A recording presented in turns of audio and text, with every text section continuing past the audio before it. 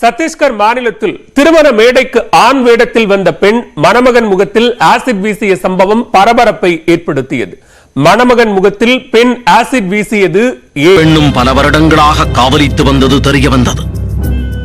ஆனால் திடீரென வீட்டில் வசதியான இடத்தில் பெண் பார்க்கவும் அம்ருத்தருக்கு காதலி கசக்க ஆரம்பித்து விட்டார். காதலியுடன் பேசுவதை சிறிது சிறிதாக தவிர்த்து வந்தவர் காதலி தன்னை திருமணம் செய்து கொள்ளும்படி எவ்வளவோ கெஞ்சியும் அதற்கு ஒப்புக்கொள்ள மறுத்துள்ளார். இதனால் ஆத்திரமடைந்த அந்த பெண் அம்ருதரை பழிவாங்க எண்ணி உள்ளார். அதன்படி அவர் வேலை பார்க்கும் இடத்தில் இருந்து ஆசிட் பாட்டிலை திருடி திருமணம் நடைபெறும் அன்றே அனைவர் முன்பும் ஆண் வேடத்தில் சென்று தம்ருதர் மீது ஆசிட் வீசியது விசாரணையில் தெரிய வந்தது.